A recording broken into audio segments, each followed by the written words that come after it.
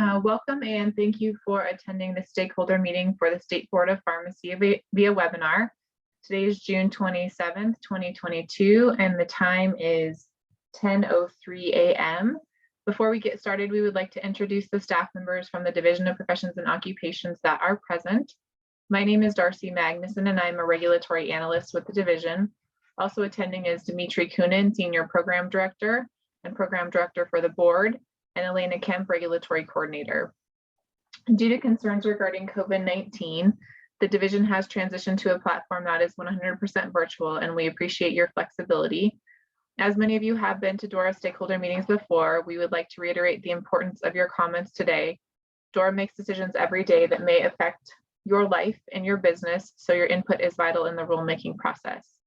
Throughout this process, our goal is to create regulations that clarify and explain legislation, ensure minimum competency to enter and continue to practice, and provide only what is absolutely necessary for consumer protection without creating unnecessary barriers to the marketplace. The purpose of this stakeholder meeting is to discuss multiple proposed revisions to the board's rules based on recommendations from stakeholders and implementation of new legislation. The rule revisions recommended by stakeholders include third-party logistics providers, reporting violations, and collaborative pharmacy agreements, and Appendix C, the statewide protocol for pre-exposure and post-exposure prophylaxis of HIV, and the rule revisions proposed to implement new legislation regarding the following bills: Colorado Senate Bills 22116, 22173, 22027, and 22098, and Colorado House Bills 221235, 221246, 221115, and 221122. I know I ran through that list fairly quickly, but all of the bills that were noticed with today's stakeholder meeting notice are posted on the board's website. So if you need to access them for any reason, you can find all of those there. This meeting is being recorded and will be posted on the board's website by close of business tomorrow. As the stakeholder meeting is held solely by webinar, please raise your hand using the hand icon if you would like to speak, and we will unmute your lines. You'll be heard by everyone. Or with Zoom, you can use either the question function, I believe, or the chat function, and we can read your comments. So it looks like it's the question or Q&A function or the chat function, and we can read your comments out loud for the recording. Before we start taking comments, we ask that anyone providing comments please state your name and the name of the organization you represent, if any. Feel free to provide either general comments on the rule changes or specific comments on the proposed language. Please limit your comments to no more than 3 to 5 minutes, and try not to repeat something that was already said. Stating you're in full agreement with someone else works just fine and will be noted. If you are using audio through your computer, please remember to put any phones on vibrate or turn them off.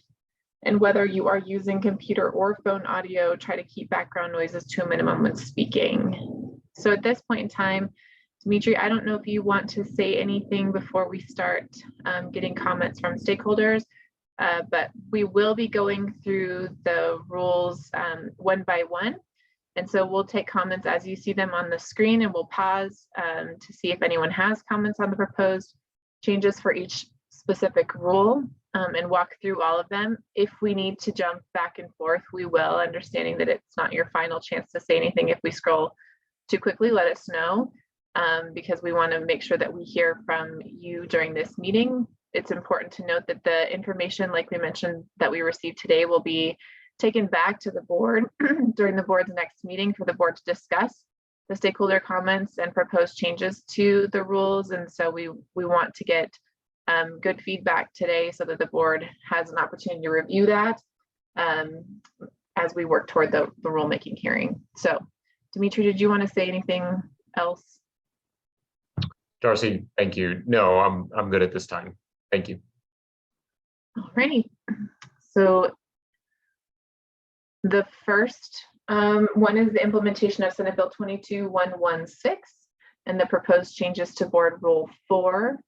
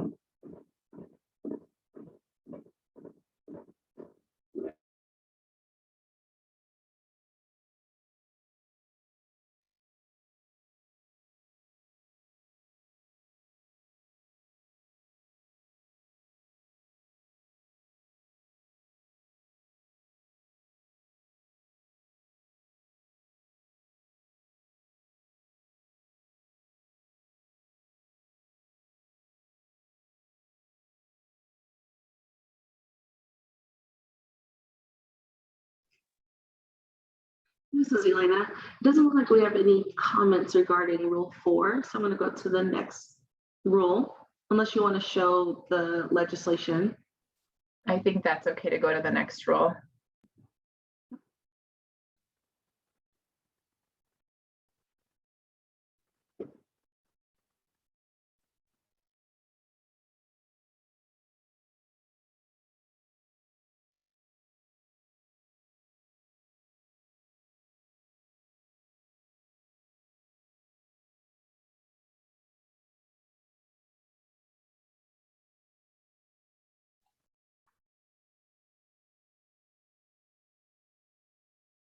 I think you can keep going, Elena.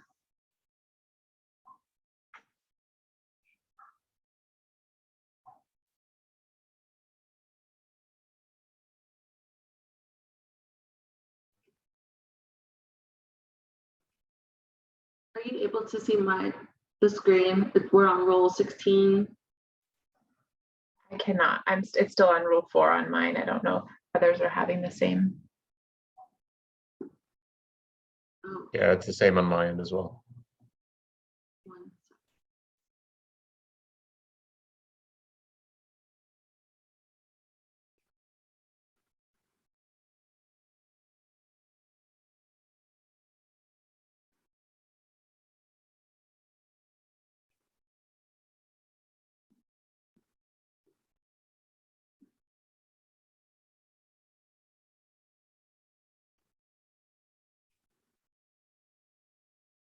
Great.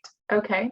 So the proposed changes to Board Rule 16 to implement House Bill 221235 regarding the sunset of the Veterinary Practice Act.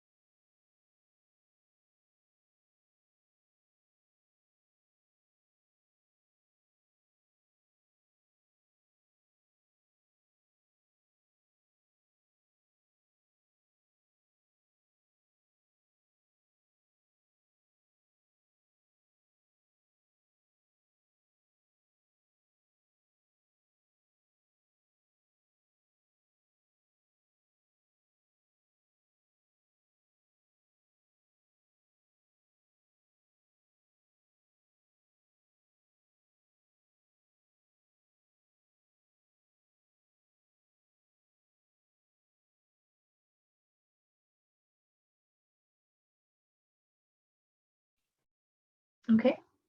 I'm not seeing any raised hands or any written comments into the chat or question and answer section. So I think we can move on.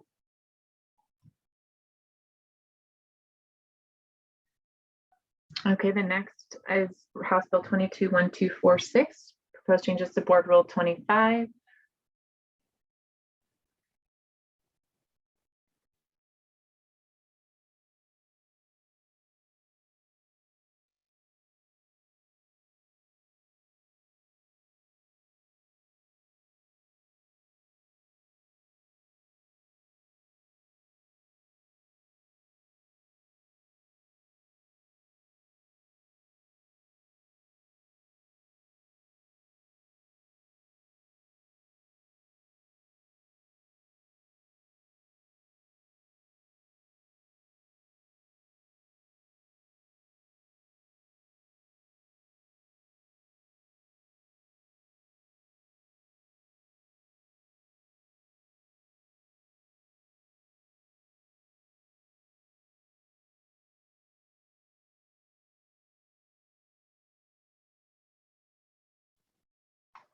Okay. Again, not seeing any raised hands.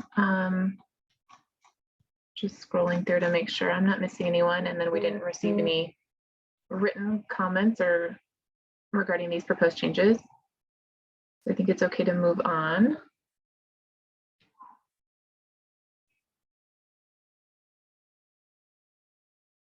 Next is the implementation of Senate Bill 22173 concerning the operations of telepharmacies under the limited scope of rulemaking authority provided under the bill. And that's Board Rule 31. I do show a raised hand. Gina Moore, I have, I think that you are unmuted on our end. All right. Hopefully you can hear me. Yes, we can. Okay. Hi. Thanks so much. So Gina Moore, I'm an associate professor at the University of Colorado School of Pharmacy, legislative chair of the Colorado Pharmacist Society, and I'm also sharing comments from Emily Zadvorny, who is the executive director, who is traveling today and can't be with us. So we had 3 comments in regard to telepharmacies. So I'll go ahead and give them to you all at once, just in the sense of being efficient. So first one had to do with the definition of 31.00.05B. Central pharmacy means a registered prescription drug outlet located in Colorado, which is responsible for overseeing the operation of no more than 3 telepharmacies. There is a typo with telepharmacies, but the issue is we were unclear as to where the ratio of 1 central pharmacy to 3 telepharmacies came from. It was potentially concerning with workforce issues and safety issues in terms of oversight, thinking that it may be difficult for one central pharmacy to supervise 3 telepharmacies at once. We also wanted to be clear that regardless of what the ratio is that the pharmacist to technician ratio of 1 to 6 total would also be applicable in that situation as well. Go ahead and let you type, and happy to repeat that because I know I spoke quickly. Dimitri, did you want to say anything? I think from just from my perspective, that's the purpose of the meeting today, is to get the stakeholder feedback. I mean, ultimately the board will make that decision. So this certainly is not set in stone, the number of 3. So if you have feedback or suggestions, I think that's exactly what we need to hear in order to give the board that information. Okay. Yeah, I'll echo that too from Darcy. I think that's spot on. I think 3 is just a placeholder starting place, Sure. where the conversation as the rules are in general. I know Chris Gasson is on the call too. Chris, I don't know if you want to provide any feedback from a field perspective in terms of us starting as 3, but if you have any comments, Gina, on the 3, I think that kind of answered where it came from, right? That there's no, I wouldn't say it's necessarily ground in anything. It's just a hypothetical that's put in there to foster the conversation. Chris, did you have any further comment on that too? Can you hear me okay? Yes. Yep. Okay. No, I just threw that number in to start the discussion. The bill made it very clear that the board would have the authority to set that limit, whatever that limit may be. Right. I just started with what I thought was a reasonable number, but ultimately the stakeholders in conjunction with the pharmacy board will determine what that number is. And as to the technician to pharmacist ratio, I don't know if I really have the authority to set that according to the bill. And not only that, but when you look at the definition that's currently in place for telepharmacy, that will remain in effect even after the bill becomes law. You only need 1 certified pharmacy technician in these telepharmacies anyway. Right. Right. So I'm not sure the ratio is really going to matter when the definition of telepharmacy will only require 1 certified pharmacy tech to even be in there. The rest of the folks in there can be uncertified. So I'm not sure the ratio will really matter that much. Yeah, I mean, we would certainly have diversion concerns and oversight concerns, and That I understand, but that is yet another limitation I have Sure. in the bill, and that there is no controlled substance reporting requirement for loss or diversion of controlled substances. And so I don't really know what to tell you there. Okay. And with the advent of patient counseling for new medications. That's another thing I don't have authority for. I don't even have authority to promulgate rules regarding the dispensing or prepackaging or compounding of drugs, let alone the counseling of prescriptions. Okay, it sounds like there may be some fixes needed to that perhaps, but at any rate, we wanted to share those concerns. And I know the ratio was a discussion point. The 1-to-6 pharmacist technician ratio was a discussion point when the bill was passing through the legislature, but I don't have the actual bill in front of me. I'd have to scroll down, but I'm happy to look at that and provide written comment further. Yeah, if you can find where it talks about a ratio in telepharmacies, by all means, let us know. But Okay. I'm not sure. You see that? I'm not sure it's a matter for too much discussion, because Right. you only need one certified pharmacy tech in these places anyway. Right. Okay. I'm happy to do that and continue to move on with our comments. Gina, let me ask one more thing. I don't know if you're planning on providing this in written comment, or if you now that you know the background of that, the 3. Yes. Did you have? Were you leaning towards less, or you want to provide a specific number, or is that something you'll provide through written comment? Yeah, we'll provide it in written comment. Honestly, Emily and I were trading emails at 11 o'clock last night. So let me get with her and we'll provide written comments to you, because I'd be speaking as a single individual. It would be less, I would say that, but let me have a more informed comment and put that in writing. Thank you. Gina, and this is Darcy. Before you go on, I think that the other important thing, and I want everyone to hear this, is we would like to get this before the board, and it's during its July meeting. So the sooner you can provide those written comments, that would be appreciated, so the board has time to review and discuss during the meeting. So sure, we can do that this week. Second comment we had was 310200.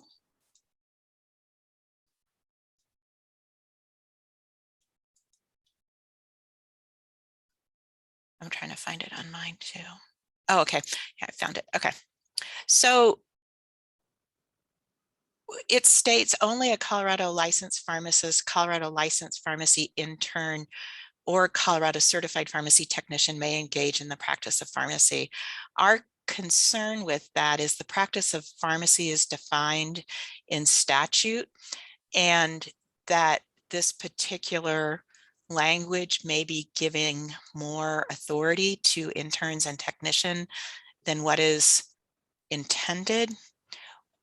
I can read our suggested language on that and provide that to you written as well, but our suggested change would be all personnel engaged in the practice of pharmacy shall be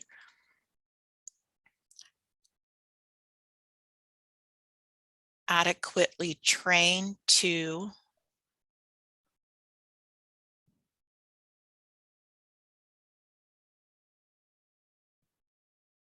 comma as applicable to the practice setting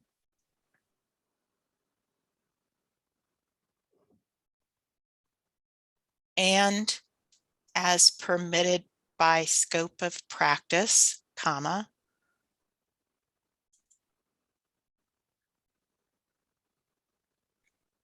okay, dispense and compound prescriptions and administer vaccines.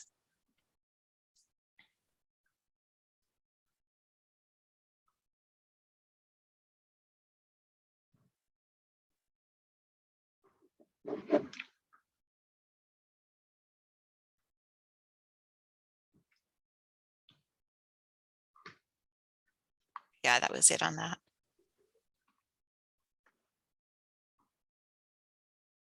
Yeah, and again, the context is engage in the practice of pharmacy, which is really defined elsewhere in statute. And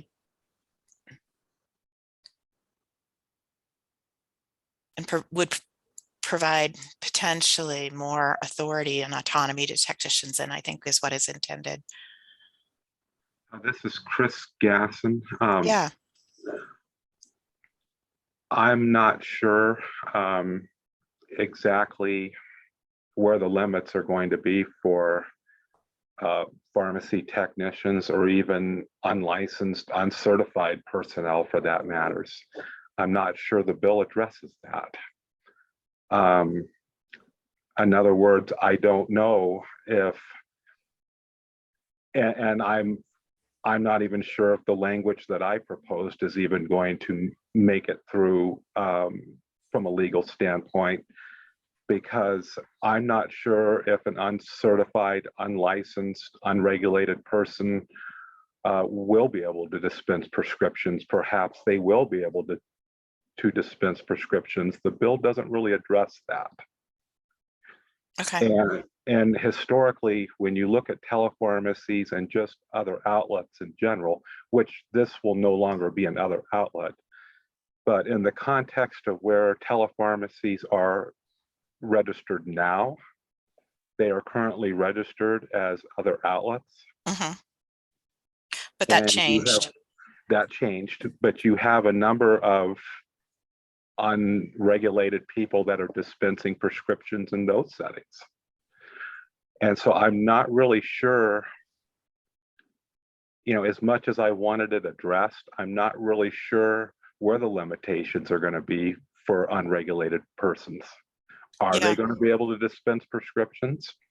Are they going to be able to compound prescriptions? Are they going to be able to prepackage in advance of immediate need? I simply do not know. The bill does not address that. And I frankly don't see a prohibition on that. When we were, when I wrote this language, when I wrote this proposed language, I was wondering if even I was overstepping and putting that proposed language in place. Yeah, I can tell you we had lengthy conversations with the bill drafter, and the bill drafter said all the normal rules should apply. The problem is it doesn't say that in the bill. I understand that there were comments made behind the scenes. I understand that there were comments made at testimony. The problem I've got going is that I have to draft rules based on what is actually in black and white in the proposed statute. And that's what's in the proposed bill. And what makes it even more challenging is that I have very strict parameters, I think 5 different parameters toward the end of the bill, for which I even have authority to make rules for to begin with. And in nowhere in there does it talk about dispensing, does it talk about compounding, does it talk about prepackaging. It doesn't talk about the reporting of controlled substance losses for diversion. I am very, very limited on what I can make rules for. And if it is not in black and white in that bill, I'm not sure I can make rules. In other words, I have to stay within the confines of what that bill gives me. And that's one of the challenges that I have. I understand there were discussions, but ultimately those discussions did not end up in the language of the bill. So Chris, and this is, and I'm not trying to argue at all, but wouldn't it have to say that they're not, those rules do not apply? I realize this is a tough discussion, and I recognize your limitations, but I think with just what we were provided with the bill drafter when we were going through this process, and provided feedback as to what and what didn't need to be included in the bill, is what we were relying upon. And so Gina, I think in the interest of time, this is Darcy, I think it's best Yeah. to get your other comments. This Sure. also might be something that would require legal advice from Sure. counsel for the board on how to, because it does sound like it's a statutory interpretation. Yeah. So if we can move on and get your third comment, because we do have some other people that would like to provide comments, and we have a hard stop at 11. So Sure. Yeah. Sorry. no, I it's know this okay. is a tough issue. And then the last one, this might be an easier one. There are some references to telepharmacy within the language that refers back to 12. This is Emily's comment, so I may have to find it for you, and we can provide its written comment, but it refers back to 12, 280, 103, 50, and the definition of telepharmacy outlet might be a little confusing. So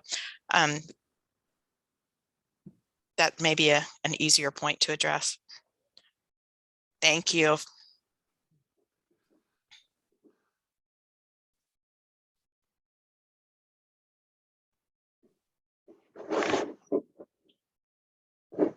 This is Elena. I think I missed what the comment actually was when I was trying to search. If you could just repeat what your comment was regarding the reference to telepharmacy. Yeah, so the statute is 12, 280, 103, 50. Yeah, it's right there. So it refers back to it. And it's just a bit confusing because some of those, that has changed. It did? What we're finding is the definition of telepharmacy outlet, meaning, yeah, some of the changes that are under that, and we can provide that written, but it's, the 20 miles changed and some of the other things about that changed. Did the citation itself change? I'd have to look. This was Emily's comment, Chris, sorry. But Oh, no, that's fine. I'll look at it. All I simply did was reference the citation. I realized there are changes as a result of this bill with that citation. I just simply referenced the citation, and in doing so, I believe I'm capturing whatever changes that were made to that citation as a result of the bill. Okay, happy to take a look at that.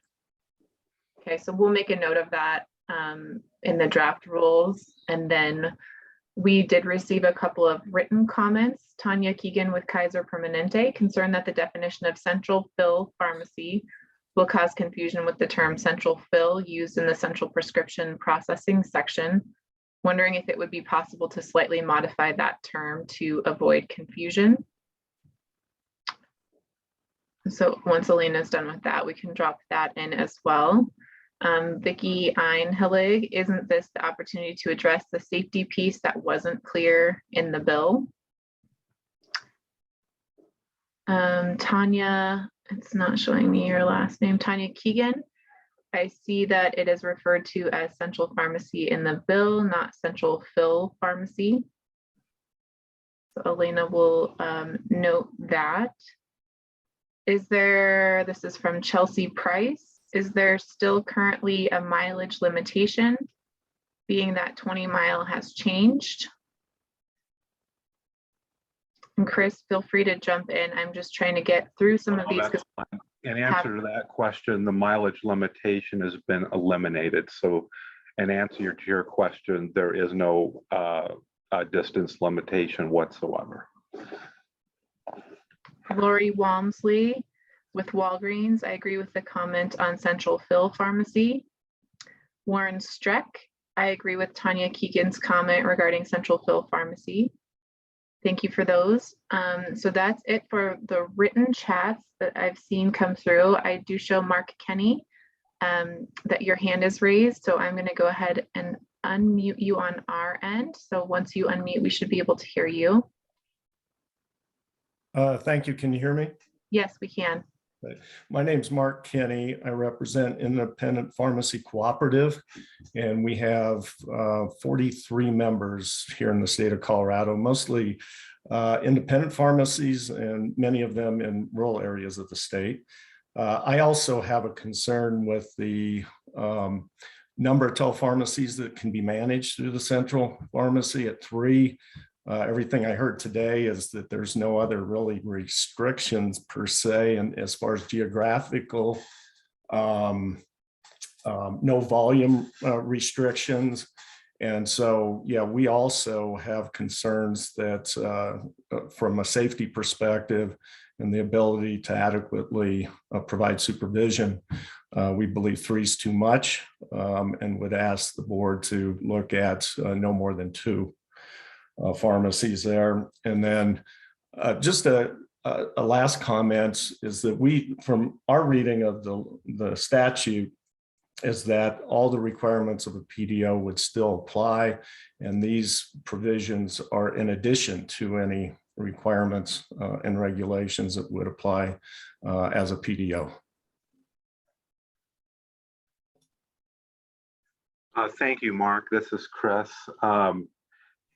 When I look at the bill, when it was originally drafted, there was some language in there about volume limitations, if I recall. That was eliminated. So therefore, I could not propose rules that would address volume limitation. And by all means, if the board's legal counsel can agree with you in terms of applying telepharmacy to all the existing rules currently governing pharmacies, I would be interested to see the result of that. I just know that based on my reading of the bill itself, and it says the board may adopt rules to specify additional criteria necessary to facilitate the operation of telepharmacy outlets. The board's additional rules for telepharmacy outlet are limited to rules concerning the following. So my thought is that why would they specify A, B, C, D, and E, and not just simply say that the board may promulgate rules that are necessary for the operation as they would for any pharmacy? In other words, why were they very specific in what the board could promulgate rules for? Yeah, I think that's a fair statement, Chris. The where we're seeing it is, and this was added at the end of the discussions, but with the sponsor and the folks that were promoting the bill, the board's additional rules for telepharmacy. And that word additional was added, which in my mind makes me think that the PDO rules would apply in addition to the criteria in these 5. Well, let's see what they say. I certainly hope you are correct. But I will be interested to see what the end result is. Yeah, we will as well. That's certainly our understanding of what the statute reads. And when I'm reading the bill as to central pharmacy, yes, the word fill should be stricken, and it should just 31.00.05B should simply say central pharmacy. So the word fill should be stricken. I agree. It's a good catch. Thank you. Okay, thanks, Chris. Mr. Kenny, anything else? Or is it okay for me to move on? Please move on. Thank you so much. Thank you. Mark Johnston, your hand is raised. I've unmuted you. We should be able to hear you. Yes, hello. This is Mark Johnston with CVS Health. Some of you may remember me from my stint on the executive committee with NABP, a term that I was elected to when I was executive director of the Idaho Board of Pharmacy.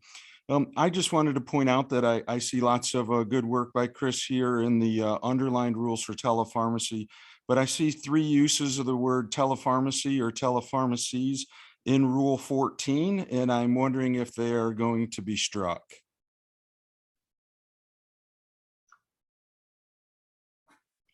That's a good question. Yeah, Rule 14 is the other outlets, and the telepharmacies are no longer other outlets. And I was concerned with the one use of telepharmacy in that rule, especially, which is the prescription volume limit. Yeah, no, that should be eliminated. You are correct.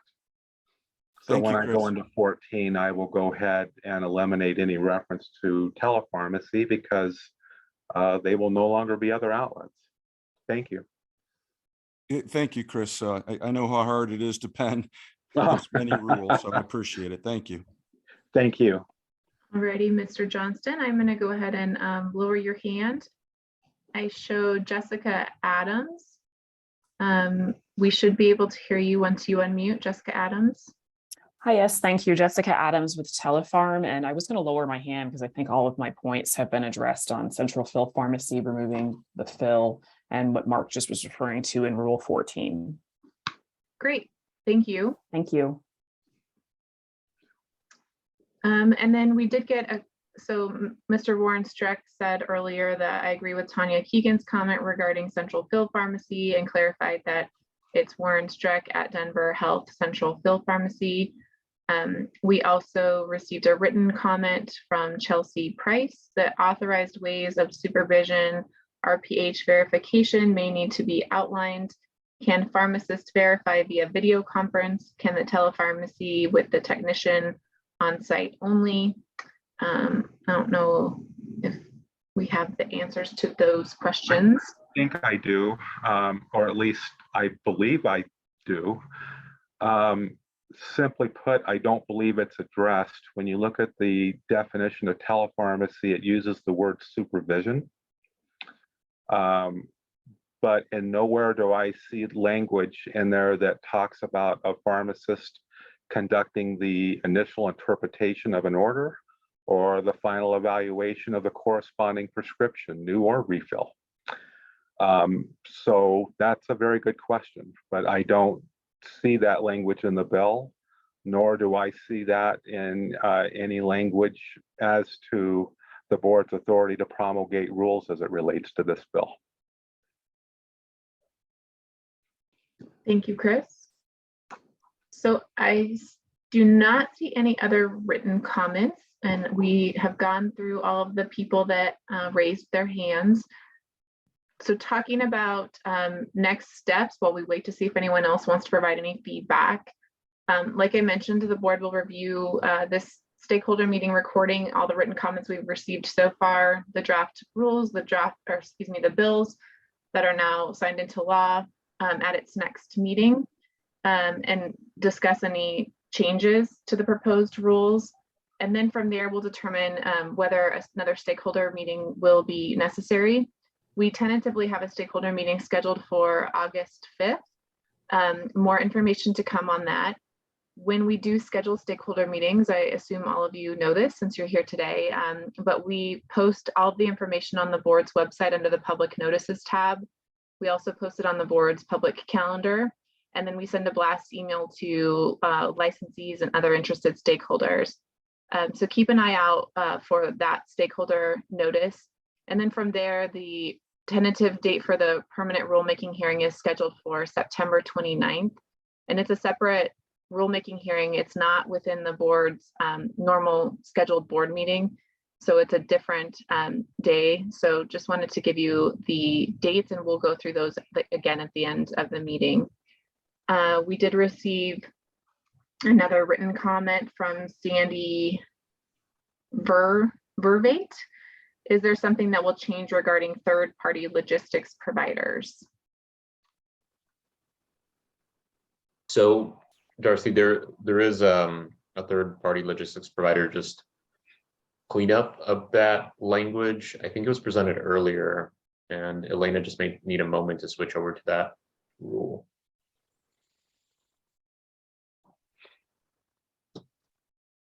Dimitri, could you help me with I just don't know the rule number off the top of my head. Yep, I'm pulling it up right now. Okay. It is Rule 5.00.19. And while you're pulling it up, I can just mention what the relatively small change is. It's in 5.00.19. where it speaks to third-party logistics providers shall submit the following to the board with application. There's A, B, and C. The only change is A used to read proof that the facility is actively registered with the Federal Food and Drug Administration as a third-party logistics provider, and now the edit is proof, comma, if available, comma, that the facility, and so on. That change just brings it more in line with the actual bill too. So it's a minor change. And this is Chris. I know that there's still some process in the works as to, FDA's involvement in terms of registration, but that's still to be determined. So to Dimitri's point, this is just to capture what's currently going on right now. But that would be subject to change maybe in the future, depending on what the FDA decides.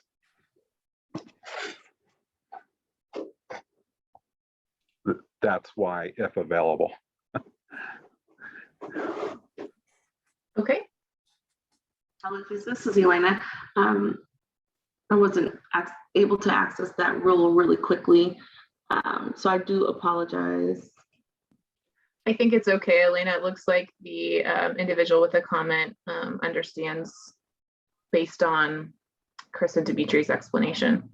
So I also did want to note that everybody that provided written comments, the comments will be dropped into the draft rules, but to save time during the stakeholder meeting, that's why you don't see it posted in the comments now, but I will drop them as soon as this call is over, so the board will see them.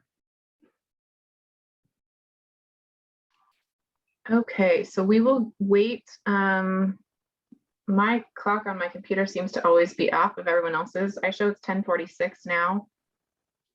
And so we will wait until 10:48. And then if we don't have any other raised hands or written comments, we will go ahead and wrap up.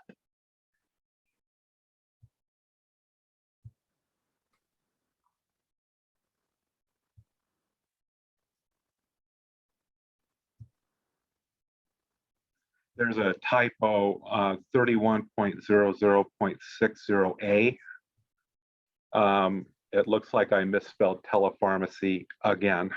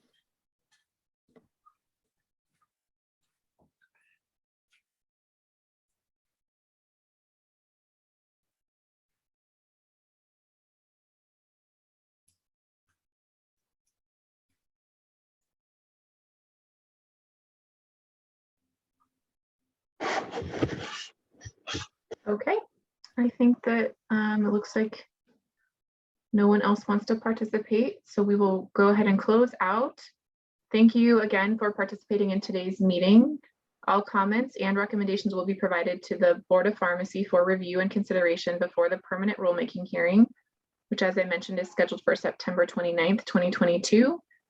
And that concludes this stakeholder meeting. Thank you again for your participation. And this is just an add. You're always welcome to submit written comments, and the email address is dora_DPO_rulemaking@state.co.us. Even though the hearing is scheduled for September 29th, we ask that you submit them sooner rather than later, so that way we can provide them to other stakeholders to get feedback. on the comments, and then also to get them before the board so the board can weigh in as well. But you can continue to provide feedback up until the date of the hearing, and at that point you can testify before the board one final time before the board deliberates on the proposed changes and just determines whether to adopt the rules. So thank you again, and we are going to go ahead and end the Zoom call at this time.